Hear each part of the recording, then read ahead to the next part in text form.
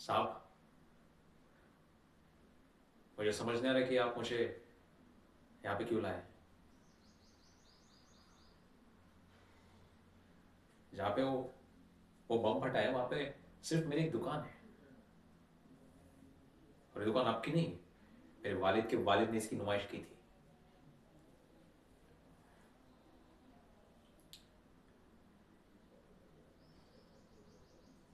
साहब, आप सोचते हैं कि जो बम फटा है उसमें मेरा या मेरे रिश्तेदारों का हाथ है?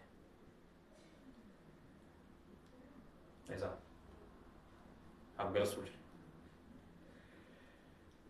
देश का हर मुसलमान पाकिस्तान की गुजारिश नहीं करता। देश का हर मुसलमान गद्दार नहीं है साहब।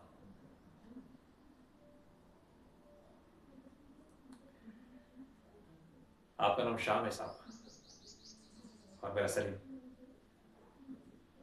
बस इतना से फर्क है साहब। ये देश जितना आपका है उतना ही मेरा है साहब।